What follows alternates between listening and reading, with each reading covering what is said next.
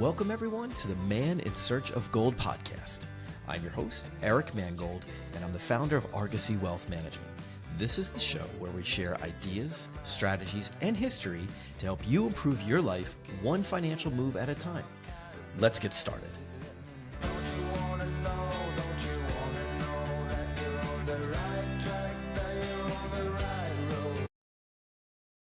And we are back, everybody. Man in Search of Gold podcast. Hope everybody is doing well. I am pretty excited here. I have a special guest today. I think all my guests are special, but I've known Scott Becker for, I've been to one of his conferences, and super interesting guy, super entrepreneurial spirit. And let's talk a little bit about Scott today. So Scott's a distinguished entrepreneur, investor, and legal professional who's built a remarkable career at the intersection of healthcare, media, and law. As the founder and publisher of Becker's Healthcare, a leading healthcare media company, and a longtime partner at McGuireWoods, a top AmLaw firm, Scott has established himself as an authority in his field. With a mission to provide valuable insights and strategies for entrepreneurs and business leaders, Scott draws upon his extensive experience to help others navigate the complexities of building and scaling successful ventures. His expertise spans across various industries, including healthcare, private equity, and venture capital, where he's made significant investments and contributes as an active investor. His newest book, Building Great Businesses, Create Momentum, Overcome Setbacks, and Scale with Confidence, comes out on June 23rd and will be available on Amazon. We'll get into all that as well. But Scott, welcome. Thank you for being here. Eric, what a pleasure to visit with you. Thank you so much. It's literally been 13, 15 years since I met you the first time. And you've had an amazing career, amazing success in building this fantastic wealth management practice. And so excited to get to talk today. Thank you so much for having me. I'm so psyched to be here. So, all right, before we get into all the good stuff, where does it all begin? Does it begin where you grew up? And are you Chicago born and raised? Yeah, so I grew up in a suburb of Chicago that was sort of a middle-class suburb, Skokie. And Skokie at one time was known because when I grew up, we had the largest concentration of Holocaust survivors in any area in the country. So that was sort of Skokie growing up. And then, my parents are still there, and I moved about 30 minutes north. And so still in the Chicago area. Love it. Family, friends, a lot of people here, a lot of deep roots. Went to University of Illinois, so a lot of friends went to college with, came back here. I studied finance and accounting. Then I went to Harvard Law School, but was ready to come back to Chicago the moment I could. And so been really here my whole life. And only spent some time in a couple other places today, but absolutely love it. And parents are still alive. My mom's got her 80th birthday coming up in a week. So very excited for that. It's been a terrific, terrific. My folks are great family we've got here, and things are terrific. Where you are in Skokie, does that make you a Bears fan or a Packers fan? No, that makes you a complete Bears fan. And you think, you look at the Packers and think, my goodness, that was at one time a great franchise, and it's really gone in the wrong direction. If you grew up where we grew up, the beauty of sports is you still have the loving, positive, funny rivalries where you can give a Packers guy, talk trash to them and vice versa, and it doesn't turn into a fight. It's not like political. It's not like the soccer wars. It still is good old-fashioned fun. But the Packers were once a really nice team, and they suck now. But we are really very much a Chicago sports fan, 100%. This Jordan Love's no Brett Favre or, what's his name exactly. It's funny because I live close to New York, and I'm originally from the Philadelphia area. So I'm an Eagles fan living in Giants country. Oh, yeah. And the Eagles are fun. And the Philly fan base is a fun fan base. That's as good as it gets. That's like an excited, engaged fan base. That's the kind of fan base you can't go into as a Giants fan and not worry about actually getting in a fight. With the Packers Bears, younger people that are wasted might actually turn it up a notch, but most of us, it's just great fun. And again, the Green Bay fans, it's different because intellectually they have a hard time keeping up with the Chicago fans too. So it's not even fair to intellectually or physically fight them because they're dumb. But we love the Packers. But we're a Bears fan, yes. 100%. Nice. Does that include Blackhawks too? Yes. No, we're a huge Blackhawk fan. Oh my goodness. I'm not loving the coach right now. I mean, we could talk sports all day, Eric, and I'll try and avoid it. But this coach, he's got Bedard on the line 1. He's got Anton Frondel, who's this crazy talent from Europe, who's on line 3. I'm like, oh my God. It's the same thing we talk about in business. Stack your team, stack your lineups, put great people together. And so he's dividing our two best guys and turning it into two mediocre lines. I mean, I really think I just can't stand his coaching. He splits the ice time at goalie where we've got one A+ goalie and one C+ goalie. I mean, he's trying to develop players. We're still a bit away from being great. Yeah. But he does some of the things that we think about in business all the time. We're constantly thinking about how do we double down on our best people? How do we stack teams around key areas? How do we put our best people in the game and make sure they're taking care of our best clients? And so we really do this guy, Jeff Blaisdell. I'm very disappointed in his coaching. The Hawks improved this year. We moved up a little bit, but we're still 31st in the league. Yeah. The defense is really based around a lot of young guys. They've got to find some growth there. But we're still struggling some. We did good against the power play. Man, I know you didn't want a long answer on this, but we're a huge Blackhawks fan. And so, remember the Broad Street Bullies from back in the day in Philadelphia, some great teams, but we're a huge Blackhawks fan. And it's we're going to get another top 4 pick this year. So it's great, but I'm a little bit sick of always getting the top 4 picks. Yeah, it's good. Yeah, I understand. I'm a Flyer fan, and so it's fun that they're in the playoffs and doing well. And yeah. I was talking to a friend of mine. I'm like, I've been waiting for a long time for them to be good again. Yeah, 100%. No, we've got some real talent in Chicago, just not enough. We need to about double it or triple it. I mean, when the Hawks won a bunch, it was Taze, Kane, Duncan Keith, a couple other guys, some great goaltending, and Patrick Sharp. We need about, we have 2 to 3 bona fide stars. We need 3 to 4 more. Yeah. But they're making progress. But it's like, we'd like to see it come quicker. And I just went to a game a couple weeks ago, and I was just, I used to coach hockey, so I was literally disgusted at how Blaisdell coaches. So I'm literally disgusted by it. I literally, he's got so many positives as a player development guy, as this guy, as that guy, but he does some things that are just so stupid. I can't stand. It just bothers me to no end. When you've got that kind of crazy talent on the team, if you don't get them to start winning, sooner or later that talent will start to get negative about it, and you can't have that. So you got to sort of like you got to find somebody who knows what they're doing. Yeah, I currently coach. Well, not my 15-year-old anymore, but I coach my 10-year-old's Pee-wee in hockey. And it's funny, I do the same thing when we go to games, and I'm criticizing the coaches doing. They're looking at me like, you're not an NHL coach, Dad. I'm like, yeah, I know. I still don't like that decision. But I seem to know more than that guy because I'm at least a step away and objective. But it's the beauty of, there's a great TikTok about, wife telling her husband, well, I guess you're now an expert on the Giants, the Mets, the this, that, the that. And because you're certainly telling the coach a lot what to do, it is what it is. But no, it's like, I just can't even believe how he coaches, how he chooses to do some things. With so much young talent, you've got to, like the same thing in business. You get young talent, you better find ways to have them excel and grow and do great things. And so I found it, disappointing. Yeah. So we'll see. But they've got great talent. They're moving in the right direction. This is the best year in 5 years, but they're still 31st in the league. So we're optimistic, but it's slower than I think. Yeah. I'd like it to be. Yeah, I hear you. We've all been there. Okay, so Harvard Law, and then from there, was it McGuireWoods right out of the gates? Harvard Law, went to Harvard Law School and ended up, I was in a college fraternity and thought my best friends would be my fraternity guys for life. And I have a lot of great friends from college. And the group of people I'm friends with from grade school are still very, very close. We all came back to the same area. But the people from law school ended up being really close friends and really deep connections and didn't really expect it. Because you get to Harvard from the Midwest, or you're a state school guy, and you go to Harvard and you think, oh my God, it's very intimidating. I'm going to tell a couple offensive stories, so bear with me. I remember the first day I'm at law school, some guy sitting next to me says, in our first class, and you're quite intimidated. You come from University of Illinois to an Ivy League law school, and a third of the class or more is from Ivy League schools. And you're sort of like, do I belong? Do I not belong? And the first thing the guy says to me sitting next to me is, well, he's much older than me at the time, younger than me now, but said he taught nuclear physics before he came back to law school.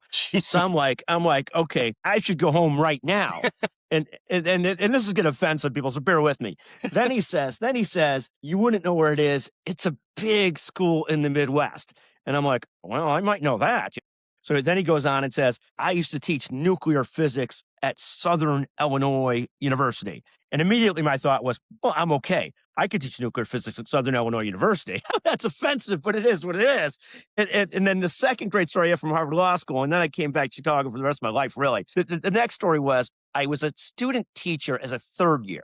And in my third year student year, in my first year class where you taught moot court and board of student advisors, taught people about their legal writing and moot court, I had 2 people in my class out of the 12 that were playing a completely different intellectual game than myself. So we had Barack Obama and we had Eric Posner. Eric Posner's father. In your classes? In my class. In the class that I'm teaching. Their first years, I've got 12 students teaching like for their legal writing, their moot court. You have a third-year student that does that. So I've got these two guys in my class, Eric Posner and Barack Obama. And both of them are just really, really smart, really gifted at a different level. Eric's dad is one of the most famous judges ever, law and economics in Chicago. Brilliant guy. Eric's brilliant. And so the two of them, when I was trying to teach, would constantly say things like, I think what Scott is trying to say, I think what he means is this. And to their credit, there were two things that I took out of it. One, they were incredibly gracious. They weren't trying to embarrass me. They just were playing at a different game. They just really were. And so it was very interesting. And then the second part of it, I accepted it because I was like, yeah, that's what I meant. I felt like I was Chris Farley. I meant that. I'm from a different generation, but I mean, I used to feel like I was Chris Farley from Saturday Night Live saying, yeah, that's exactly it. That's exactly right. That's what I mean. It was really funny, but they were very gracious. They were very, they were very nice, and they were just smarter. They're just playing a different game, literally. Any place you go, there's somebody richer, somebody thinner, somebody smarter, somebody this, somebody that. And yet at some point you got to get comfortable with that in life. There can be people smarter, richer, thinner, better shape, all these things, better athletes. And I got comfortable with the fact that a lot of people are better athletes early. Mm-hmm. But no, it's been great fun. It was great fun. Harvard was a great, great experience. I was ready to go back, but ended up with just great friends. We're going to really close friends, sons, daughter's wedding this weekend in South Carolina. Made really close friends. A lot of people that were similarly motivated, interested, engaged in the world. And it was really interesting because the first time I went out at night, late, we went out late. We'd have drinks, we'd do whatever. And at some point, a guy would get a Diet Coke. And I could tell you because people were more, just one bit more turned on to everything in some ways. It's how people end up, they're hyper motivated, hyper whatever. So I was like, at University of Illinois, none of my friends and I would end the night with a Diet Coke. It just wasn't happening. Just wasn't the deal, And I was like, oh, wow, it's a more mature group than I'm used to. But it was really great people. I was still a ton of close friends, and it was really great, in its own fascinating way. It was fascinating. It's just a whole different world I grew up in. I grew up in a middle-class family, went to University of Illinois, then went to Harvard, and it was just a different world. Yeah. It ended up being fine. It took a little while to get comfortable, but it was fine. It was great. So it's interesting too, because it's there's, like you were saying, there's always going to be somebody that's going to be smarter, bigger, better looking, better hairline, it's just getting comfortable in your own skin, being around that is such a valuable life experience. So much so. I mean, this is something obviously, most of us, some people are very stable every single day. Me, not manic, but a little bit, some days I can be totally on. Some days I'm tired, I didn't sleep well or whatever it is. Some days I feel like a few pounds heavier. Some days a few pounds lighter. Sometimes I feel like stock market's going good, it's going bad. So I feel differently every day a little bit. I mean, try and stay within a certain centered spot. Yeah. But most of us, are not robotic. We feel different every day depending on whatever's going on in life, whatever's happening, with kids, wife, everybody. You just feel whatever it is. And so no, I just think it was a great experience, and it was just fascinating. But I do think some people are just you ultimately live in your own skin, and your own skin is not perfect every day either. Yeah. And you just got to deal with it. Yeah, 100%. Okay, so after Harvard, come back to Chicago. Was it McGuireWoods right out of the gates, or a different firm? No. So the first thing I did is I went to a firm called Catmusion and Zavis, fantastic firm. But this was a great learning experience. I was at Catmusion, KMZ today, I think it's called, but a great firm, but a very hardline growing firm, really at it. And it was a fascinating learning experience for multiple reasons. One, I spent 3 years there doing mostly corporate and securities work as a young lawyer, really interesting, worked like crazy. But you learned there that really, if you didn't have your own clients, you were treated like a dog. So you'd have 50-year-old lawyers that were treated like, okay, and this is 30 years ago. This is not a reflection on Canton today at all, but we talk about it in my book. But if you were a 50-year-old lawyer and a great lawyer, but didn't have your book of business, you could be told on Friday afternoon, oh, you're running to New York. Oh, you got to be here all weekend.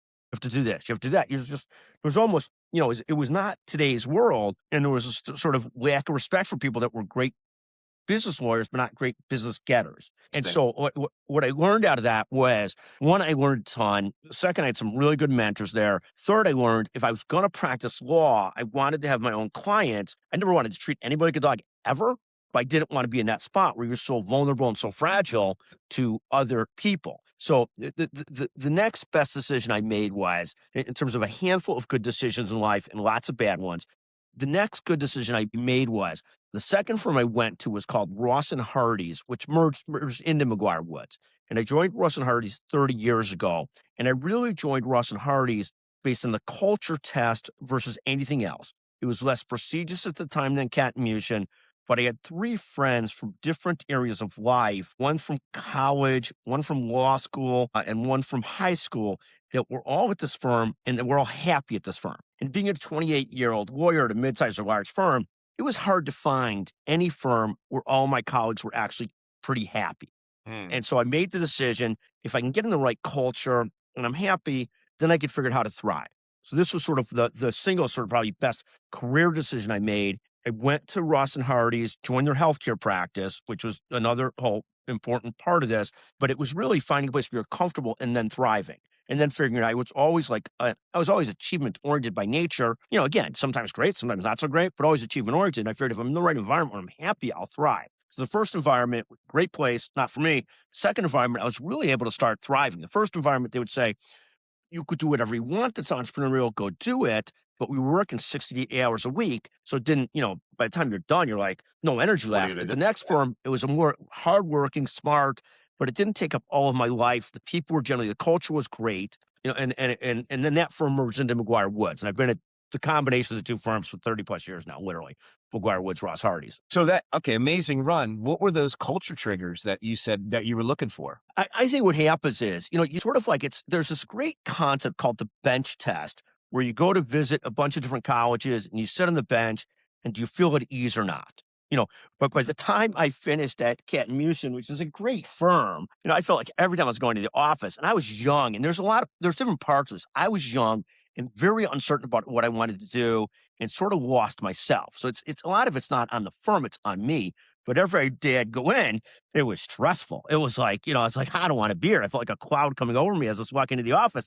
And it's a great firm, and it's become even a greater firm. So it was as much about where I was at that place in life as other people were. When I went to Ross and Hardy's, it was just by nature, you could feel a different environmental feel, and it was a very comfortable feel. People worked hard. They wanted to make good money. They wanted to do great, but it wasn't that level of stress. There were a lot of different independent, autonomous people at the firm. It was just a very nice place to grow a practice. And then we merged into McGuireWoods, which has been a fantastic place. We merged into Virginia-based firm, not a New York-based firm, and it's not a negative on New York-based firms, but the stress level. At a New York firm, you make a ton of money and have a shorter career. At the big New York law firms. This is based in the Southeast. It was originally based in the Southeast. Now we're all over the world, but just really good management, really good people. It's been a great run. And just, it's a lot of it, the culture, you could feel it. But for me, the real test was I had three friends that were there that liked it, which was really hard to find at that age. It's like many things in life. The prestigious choice, which is the first one was more prestigious to start with, is not necessarily the right choice for you or for me. It might be for others. Yeah. I was much better off being in an environment, still a really nice firm, nicely profitable, solid, all those things, but it's just a much better environment for me to grow and thrive. Much more largely of a thrive culture than I win, you lose culture. And it was, but I mean, both are great, but this has really worked well for me.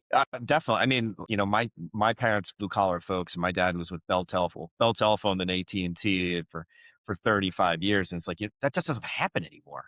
So to be in a place for 30 years, that's a great run. Oh, it's literally amazing. It's literally amazing. I've been here since 92, 93. It's literally amazing. And I get to talk to people. I of course, also do a podcast. So I talk to so many people. And once in a while, I get to talk to people that have been at the same place for 30 plus years. And I find it fascinating. I mean, the firm's been an incredibly gracious place. I had to be gracious too. You have to be, stayed at some place for 30 years. You have to be good at what you do, at least reasonably good at what you do. And you have to be relatively likable, because if you're not likable, sooner or later somebody shoots you. But I'll tell you a story about the law firm, though.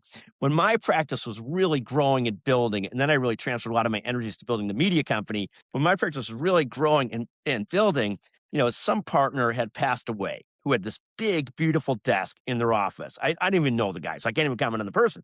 But this is the story of big institutions.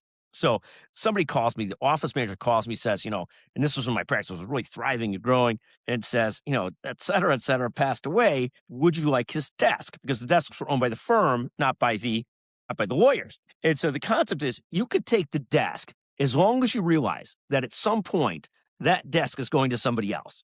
That it's like you're going up and at some point you're going down. that you're likely at some point to get that call saying, that person is really practicing every day, grinding away.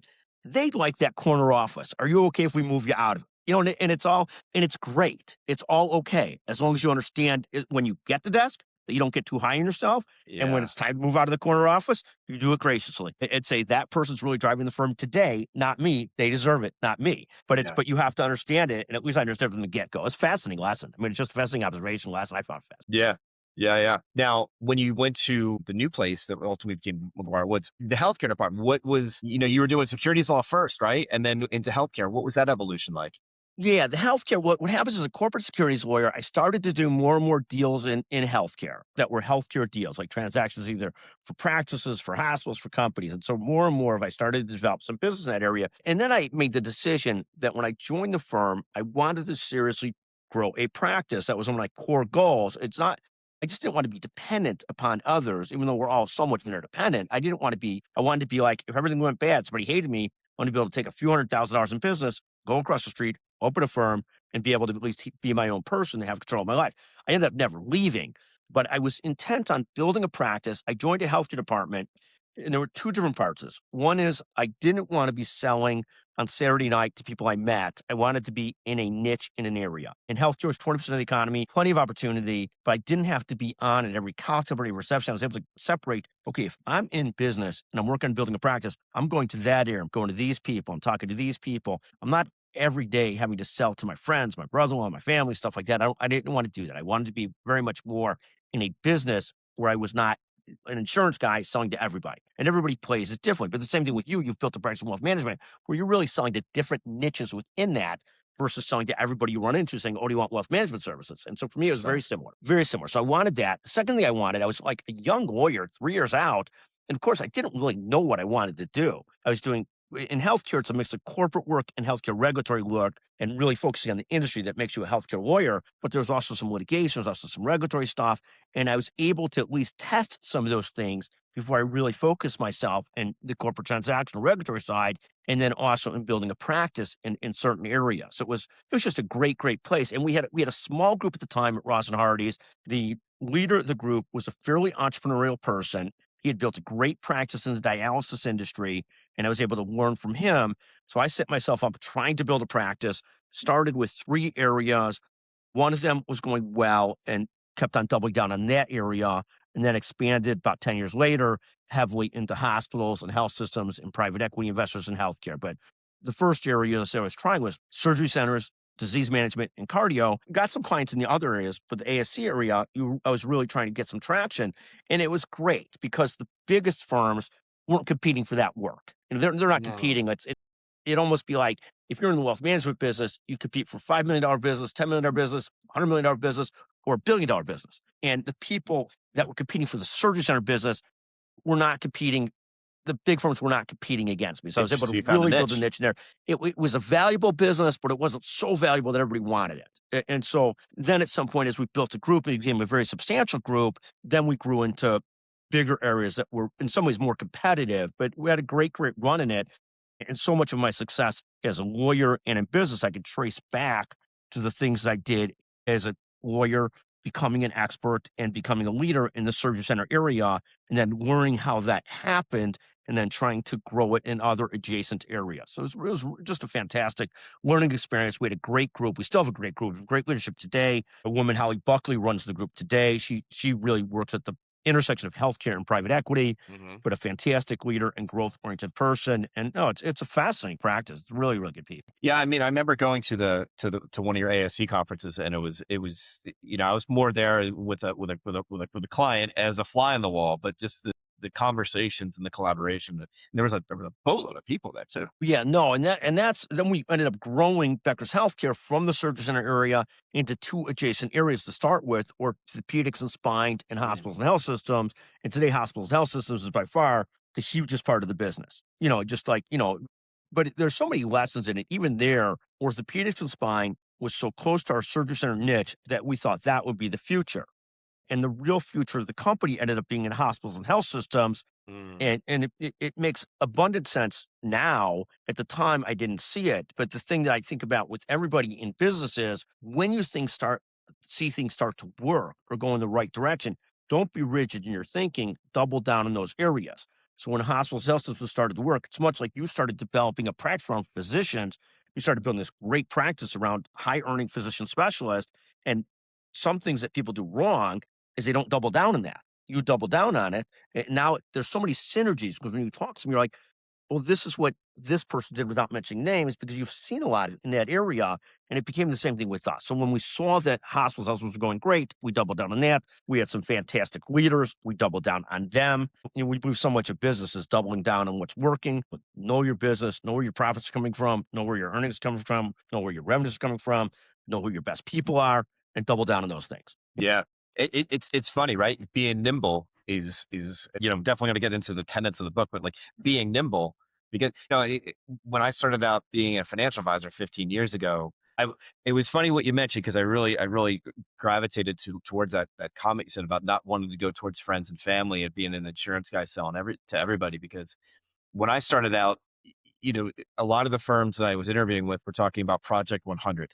And Project 100 was the day you become a financial advisor, they give you a loose leaf piece of paper, the old days, right? And you write down your first 100 names of your first 100 clients. Well, most of us don't know 100 people outside of friends and family, right? So those become your first 100 potential clients, and the thing is, they've done a lot of research on that over the years. They said out of that 100 people, only about 6%, only about 6 out of the 100 will actually become clients. So now the return on investment certainly isn't there because 6 out of 100 isn't a great ratio, but not to mention all the relationships that you potentially tarnished because you're targeting friends and family. You're going into Thanksgiving dinner with cousin George and he's going, oh, dude, is Eric going to try to sell me on something? Or you're going to a party. Like, I never wanted to be that guy. 100%. Some guys handle it really well. Some guys handle it really poorly. Yeah. I got two really close friends. One of them can't help. I've got more close friends, but two really close friends in the wealth management business. One is periodically can't help himself, but bother me about this option or that option, and one never does. And they're both very close friends. One's obviously a close friend, but it's like there's also like, in certain place you go to, there's always somebody that people want to stay away from because like we do a lot of teaching business development to our lawyers and our salespeople. And we always say a lot of it is developing a brand, being very consistent with people. But the message constantly is that we're open for business. I'm not selling to you. We're open for business. 100%. So for me, it became down to you say Project 100. I tell people there's all this mass media, but it really comes down to a Project 50, Project 100 way. It doesn't have to be friends of yours, but contacts that that you're going to stay in touch with every week. You got to be sending them interesting stuff, but you can't be selling them. You can't be like, and I want your business day. And so it's constantly you're letting know you're open for business. And we always say like, it's useless to write an article. It's useless to give a speech. It's useless to do a podcast. It's fantastic if you could just speech or podcast and then send it to your 100 people that are your close contacts, your business relationships, business bros. You're not saying, look, Eric, interview me. I'm brilliant. You're saying, hey, this is just interesting. I hope you enjoy it. It's just a way of letting people know that you're serious about staying in front of it. And I remember when I first started writing the Becker's Healthcare newsletter, a friend of mine, kind of a friend, would say, oh my God, I use your newsletter for toilet paper. And so you have to, we have a concept of never listen to the naysayers. Right. And second is you have to ultimately just get over that. And that becomes somebody that's probably not on your Project 100 or Project 30 list. So even though I hear you on the Project 100, I agree with you 100%. We do have a theory of 100. And when I first started, it was a mix of family, friends that were getting these updates and people that were from the business community I knew, like Dr. Cole. And then, of course, over time, that 100 changes from being 90% in healthcare, 10% people that I just know. And then obviously, even the 10% people I just know, we're never selling them, and a few of them end up being synergistic relationships for different reasons, but you really move towards hand-to-hand relationship building, and we're open for business. I'm not here to get your business. When you need us, we're here, but it's constantly being, open for business and making sure they know that you're taking your profession seriously. It was funny. This was probably about 8 years ago. I was out in Manhattan with a bunch of people that I worked with I worked at Bloomberg's company for a number of years, which was a great experience. And I ran into one of the guys I work with pretty closely. He's like, Eric, what are you up to now? And I said, I run a financial planning firm. And I could feel almost like the anvil drop, like the wall of defense is just drop right there. And his name was Alfonso. And I said, Alfonso, can I just ask you a question? I got to call you out on something. I said financial planning firm. And I said, you immediately put your force field defense shield up on me. I'm like, I haven't seen you in 4 years, man. Like, he goes, was it that obvious? I go, yeah, it was. He goes, sorry, man. He goes, I just had some really bad experiences with financial advisors. And I said, okay, well, listen, we're having a beer. I'm interested in hearing about you and your family because I haven't seen you in 4 years. So I was like, if I ever could be of help, you call me. And if ever you think it's never a reason to call me, then don't call me. Like, we're still having a beer right here. Like, it's just, but it's interesting. And what's really interesting is I take a lot of different meetings with people, and you're always sort of curious why the person wants to have a meeting. And when they have a meeting and you're just having like a comfortable conversation and you're building a relationship and talking and understanding each other versus somebody comes to the meeting with an exact agenda. And it's sort of like, and it's this fine line, of course, if you're trying to build a business and build a practice. But obviously, it's a billion times more attractive if you come to a meeting with, we're having a beer. If business comes from it, it comes from it. If it doesn't, it doesn't. Fantastic. Yeah. Let's enjoy it. Yeah. I love that, though. I literally love that. It's trying to hit that balance down the middle with our salespeople, trying to hit that balance down the middle and still make sure they're building a business. It's not easy. Absolutely. Now, the new book, this isn't your first book, right? No. So back in the day, I wrote several healthcare books, and those were sort of books about healthcare and law and business and so forth. Scott, let me interrupt you real quick. Was it, when your healthcare law, was it medical malpractice? Was it M&A? No. No, it was all NA, transactional regulatory. So it'd be work for, one of our largest clients was a healthcare system here, a healthcare system in the Carolinas, a healthcare system on the East Coast that we did work for. A lot of it grew out of different specialty areas, but work first for surgery centers, surgery center chains, then work for hospitals and health systems. None of it malpractice. Think of it as deal work, partnership work, stuff like that, and then work for private equity funds investing in healthcare is the core of the different parts of the healthcare business. But it was never malpractice or insurance defense. It was all sort of the business and sometimes like false claims cases, stuff like that. But not me doing the false claims cases. People that could do that doing that. But it was So okay, sorry. I wanted to get a little more into that. But okay, so you wrote some books on healthcare law. Yes. So wrote it at one point, 4 books on healthcare. One was called Physicians Managed Care Success Manual. One was called Healthcare Law, A Practical Guide, which was a Matthew Bender Lexis publication. I was the author of for about 8-10 years. Really interesting, really great learning, really exhausting after 8 to 10 years. And then a couple other books on ambulatory surgery centers for the Surgery Center Trade Association, and ambulatory surgery centers for the Healthcare Legal Association. So we'd written 4 books back in the day. And several years back, I was trying to do 2 different things. I was trying to collect a lot of my core business thoughts and investing thoughts in one place. And so wrote a book called something like Blocking and Tackling and stuff like that. This book came out so poorly that after I got it, I wrote it. And I wrote it with one of the people who works with me. And this is all on me. It came out so poorly. When that book came out, I sort of couldn't really send it to anybody. I really didn't want to market it. It just didn't come out.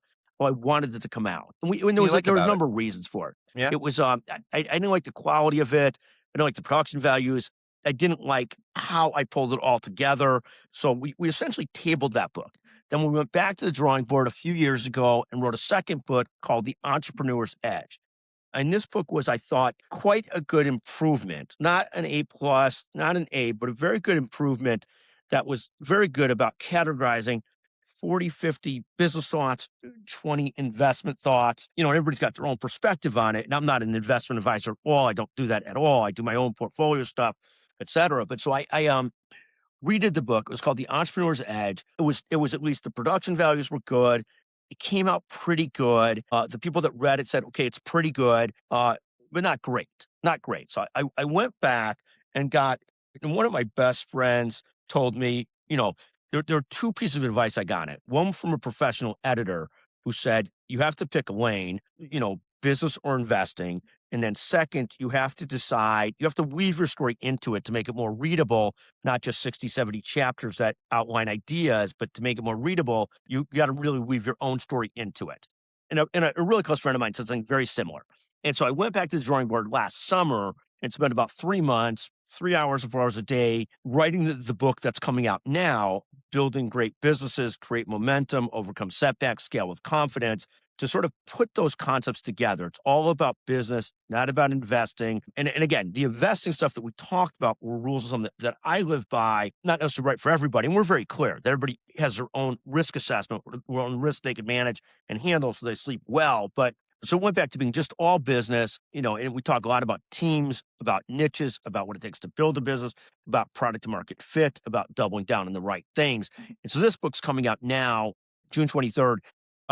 You look at the first book was very basic. The second book, I was, again, the same concept. I was trying to put a lot of my investment and business thoughts in one place. And as much as anything, because I constantly go back to the same thoughts, the same ideas, and I wanted them in one place. And of course, I wanted them for my kids in one place and some other things in one place. And the most gratifying moment was one of my daughter's friends was over. They were all right out of college. And one of them asked, how do you think about investing as a starting investor? Of course, my kids would never ask me this because they're their dad, whatever. No. It's like, I'm like, oh my God, I've got a chapter on that, chapter 45. Let me show you that. So I felt like, oh my God, the book at least serves some purpose. And then this book will be read by a lot of people because we've got a ton of pre-orders. And so I'm hoping it goes well. I'm going to beg you after the call to do me a favor and buy a few more, but I'm going to give you a gift card to do it. But the concept being that it was, so I think this will be much better. The concern I have is we try and mix a lot of reality into it. And so I'm hoping people that read it are like, oh my God, he's half crazy, And so we'll see how it goes. But, it was a great process. I haven't done like a 3-4 month deep writing project in a long time.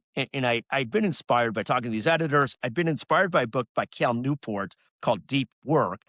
So much of us, of what we do day to day is these quick in and out things, social media, talking to people here, talking to people there, versus actually using our brain deeply and getting it to deep work. And as you get older, you worry about it. So I was like compelled to try and do it again. And so we'll see how it comes out. We'll see how it lands with people. I know it's a huge improvement over book 1 in the business side. I think it's a really good improvement over book 2, but people obviously be the judge of that. We'll see. Because you've got the challenge of a lot of people are going to get it one way or the other. So I'm like, and it's an easy read. It's 200 pages or so. It's 40,000 words. It's not like a long read, but hopefully it's received well. And it's a great project. Really, it's just a great project for me. I'm somebody who needs to keep myself motivated, project-oriented, things to do. Like we've been very deeply involved in building businesses. We're an investor. We serve on some boards, but I need things where I'm actually the operator doing something, versus, and so it was a great project, and we'll see how it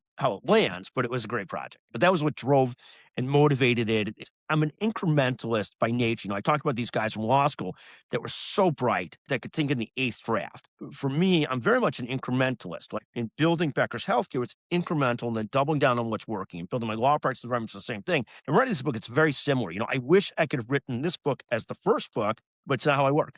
So it is what it is, and I didn't know that I'd get so motivated to go after it. And we really did. Because when I was done writing healthcare books 20 years ago, I thought, oh my God, this is something I never want to do in my life again.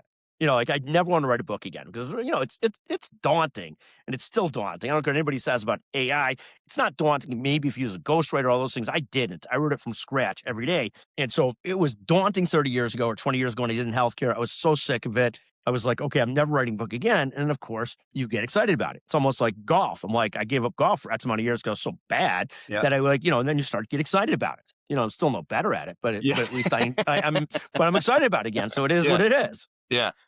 So it's a great project, literally great project. What were some of the tenets in the book? What were some of because the book's it's not out yet, so we'll go get a little taste. Yeah, so we talk a lot about sort of how we got into this business. We got into this business for a couple different reasons. I was trying to build a legal practice in healthcare. I was trying to be what today would be called a thought leader. Then they didn't have a term for that, so I made a thought leader. Second is because I was trying to be a thought leader originally in the surgery center world, which is where I met Dr. Cole and yourself at some point a long time ago.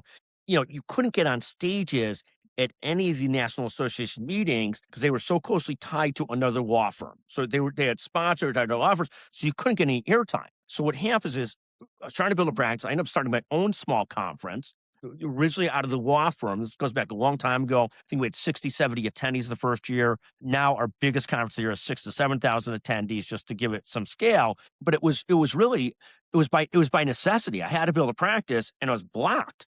by others from getting in front of the people that I wanted to have as my audience. And so I ended up building a conference, building a newsletter, really just around trying to paint myself as a surgery center expert. And you start to grow clients, you start to do business with people in the surgery center business, and you actually start to know more than 90% of the people, because once you've done one surgery center deal, you know more than 90% of people, because most people aren't doing them. Once you've represented one serious physician in their net worth and their wealth management, you start to know more than a lot of others. Then once you've done 10 surgery center deals, you really do know a lot of the ins and outs of what people are doing and what matters. Something once you represent 10 physicians and similar, everybody's got a different net worth position, but everybody's got a lot of similarities too, and a lot of psychological, emotional counseling. We always talk about behavioral finance versus optimal finance, but they're both very, very important. And so once I started to do enough of them, I really did know the area, and we built a great team, better than most people trying to serve that area. And again, it was in the surgery center environment, and so it wasn't as competitive as going to the hospital environment, like at that time, but whatever. So then in terms of tenets from the business, we think about a number of things. We think about niche centric, you build around a niche. And when we think about niches, we think, can you win in the niche, and is it worth winning it? So there's been plenty of niches we've gone after where the payoff is so small that it's not worth winning it. The flip side is there's some niches you go after, it's very hard to win in because everybody's chasing that niche. If you were saying, I want to be a wealth manager for pro athletes that all have more than $100 million net worth, It's a small landing universe. one might take a very long time, but it's crazily competitive. It's worth winning in, but it's hard to win in, as an example. So you look at this, we think about niche centric. We talk about customer centric. When you have great customers, the first job is not to be in and out with customers, is to have those customers for a long, long time or for life. So really taking care of great customers, really customer centric. And it means the most important thing, the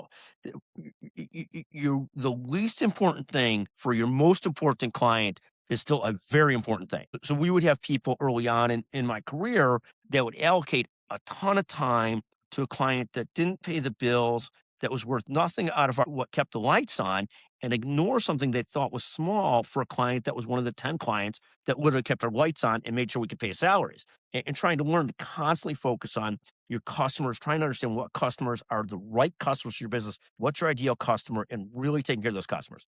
The third thing was teams. Everything that I've ever done, people all talk about the solopreneur concept. I can't do that. Everything I've ever done has been built with great teams and a thrive concept. So my 4 or 5 partners that I mentored at the law firm and I built practices with all make much better money than me at the law firm today, all build great practices.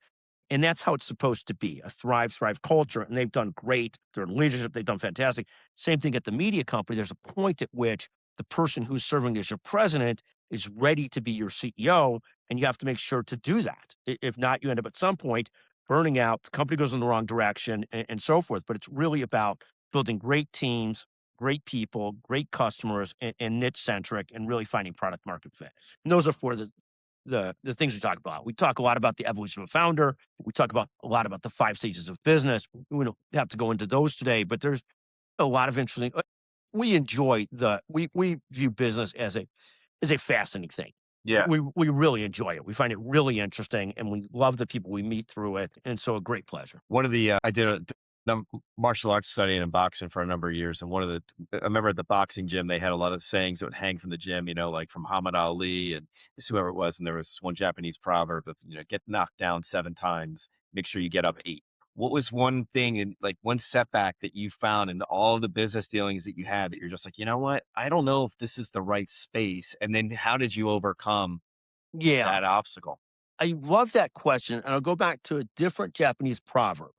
And that is I love that question. So when I was a young lawyer starting to build a practice at Ross and Hardy's that became McGuireWoods, there were people that would think like, what are you doing trying to build a practice? You're only 28, 29. You're only this, you're only that, whatever. And so people would criticize me for it. It's like the guy who sent my newsletter back and said I use it for toilet paper. Yeah. And one guy, a guy named Kurt Foyer in the law firm, he said to me, he was a partner 5, 10 years older than me, really, really good guy. He said to me, look, there's a Japanese proverb about the nail that gets knocked down. And you have to just deal with it getting knocked down because what you're doing is the right thing. And it was really inspiring to me because you would have so many people like, I remember going to the marketing people and saying like, well, we don't really help you until you're a real partner. Then they'd say, we really don't help you until you're an equity partner. And in some ways they were great because I always thought like, well, if I have this much business, I'll be a player. If I have this much business, I'll be respected. If I have this much business, I'll be like whatever. And of course, it never happens that way. So you ultimately build a practice knowing you got to be that nail that gets knocked down. We always use a phrase because so many people are trying to build practice or think they want to build practices or build businesses. We always say you have to dig 10 ditches before they start to dig themselves. That meaning, I like that one.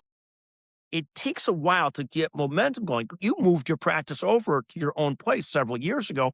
You got to start getting those victories and piling up the assets under management that are moving over, and you got to get enough momentum to keep it going. And you'd already built great relationships, so maybe it's a little bit easier at that point.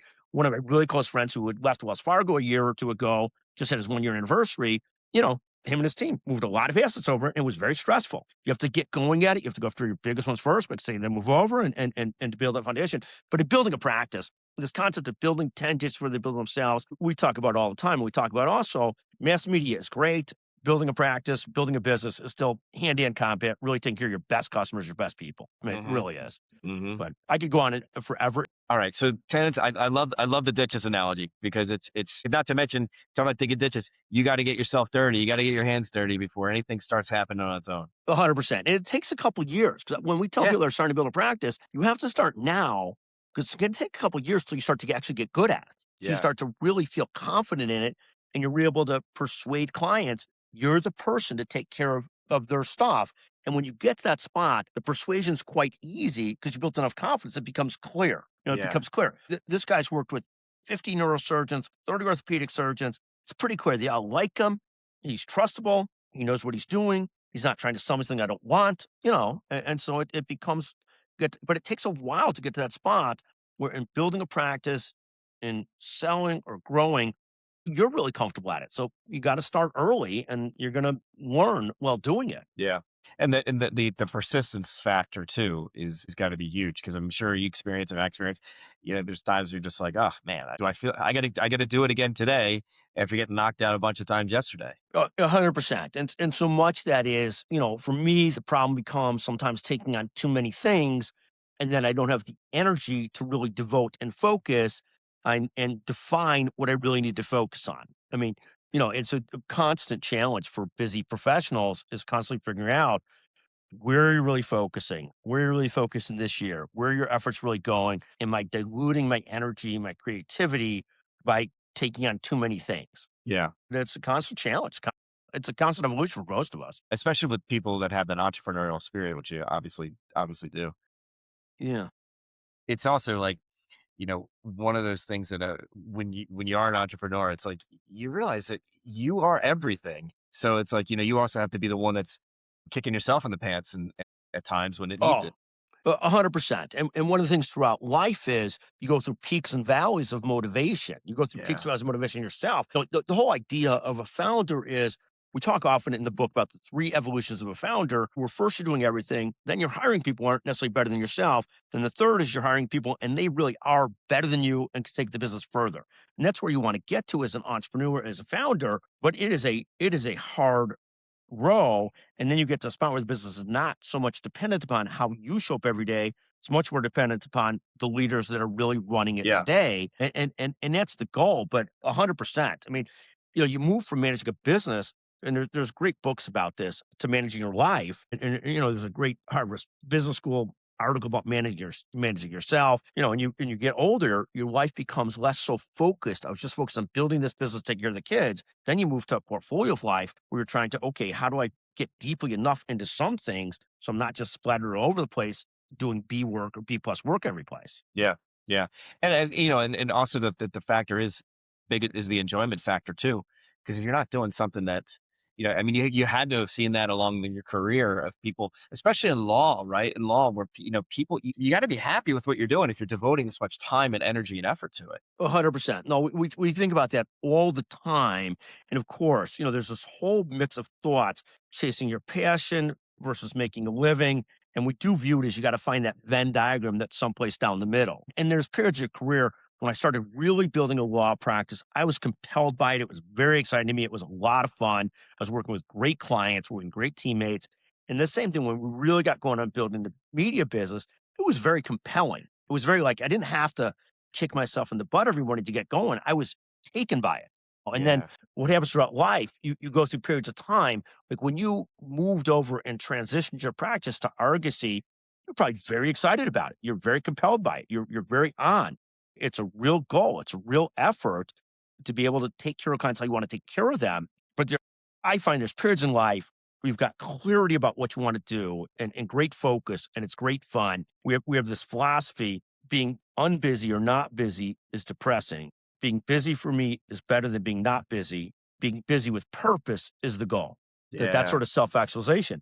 And it's a constant evolution. You're not always finding, and we try and live in that area between busy with purpose and busy. I don't like being not busy, but at the same time, can't schedule the heck out of myself just to be busy, because then it ends up you just waste your energy and focus. So that's Yeah. the challenge we work on. Yeah, people talk about being students of the game. I like to say students of life because there's so many different directions that life's going to take you. And it's like, what, there's so many things you can learn. You can learn the experiences through yourself, but also, I can, like, I live sometimes vicariously through my clients. Like I have a client and she's a physician, but she's also an amateur equestrian. And she's like Right. one step below Olympic level equestrian. And it's funny because she probably weighs like 110 pounds, but she drives these massive trucks with these horse trailers on the back. Like you'd see her in the driver's seat. Yeah. But she said one time she takes 2,200 pieces of equipment to every single show that she has to do. And I'm like, I don't even know, and just like the attention to detail. But my point is, it's like, there's so much to learn from somebody that can pay that much attention to detail, even though I don't know anything about horses, and just listening to, and it's also fun to hear these experiences of people. Like you hear this person talking about her experience with horses and how these horses can, she gels with the horses. Like, that's really, really cool. I'm never going to be that level of equestrian, maybe never get on a horse again, but it's really interesting listening to these people talk about what brings them passion. No, I love that. I love that. And I love this, the lie. She's a great physician, a great equestrian. Hopefully whatever else in her life is working great too, because you can only be great in a couple things. Yeah. When people try and do too much, they're also very hard, very hard. There was a point in time when I used to really practice law day to day. And then about 10 years after that, people would say to me, Scott, can you handle our deal for us? Can you handle the deal personally? I'd be like, I would, but that would be stupid. Because like the people that are really doing this day to day, living the practice, are just much more ingrained in it, much better at that point. Yeah. I can still be very good at talking about, here's the 3-4 strategic points I'm worried about, but I can't do what I did that's what I was really focused on. And so I love that. I could be great in this and great in that. I can't be great in this, that, and that. I just can't do it. It's impossible. I think it's unrealistic for anybody. Do this, especially the high level of expertise that you need. 100%. Yeah. Yeah. All right. So, we're going to have some links on where we can find it. Do you want to do links on the show? Excuse me, on the book? Links on the firm? What should we share today? No. On the book is great today. The book is Building Great Businesses, Great Momentum, Overcome Setbacks, Scale with Confidence, Building Great Businesses. The goal is pre-orders at Amazon. So if anybody could pre-order the hardcover at Amazon, we greatly appreciate it. It's just, but no, it's been a great labor of love, and I hope people enjoy it. Eric, it's been fantastic to talk to you. What a total pleasure. Yeah, Scott, this has been great. This has been great. So all the links, I'll put the link to the Amazon pre-order on all the descriptive pieces in the shows, Scott, and it was awesome. Thank you so much for being here. Totally a pleasure. Wasn't there a famous coach named Eric Mangold too? So there was the Jet center, Nick Mangold, who and now he actually passed away about a year ago. He had kidney failure. Gotcha. So related? No, not related. Actually, he and I only lived about 3 towns away from each other. I actually ran into him at a lacrosse tournament. He was there with his kids, and I was there with my kids. And somebody's like, "Hey, that's Nick Mangold. You should go say something to him." I'm like, "What am I going to say? Like, he's here. This kid, he's doing dad mode. I'm in dad mode." So I did. Go say hi. So I did go up to him and say, "Hey, my name's Eric Mangold." He said, "Oh, hey, how are you? Cool." That was about it. I'm like, "Right, that's what we can say." It's very nice, though. It's so funny. So anyways, a total pleasure, Eric. That was just great. Thank you so much. Thank you so much. Okay, so everybody watch A Man in Search of Gold. Remember, when it comes to your own financial life, do as the Boy Scouts do. The time to have the map is before you enter the woods. Thanks, everybody. Thanks again, Scott. Fantastic. Thank you, sir.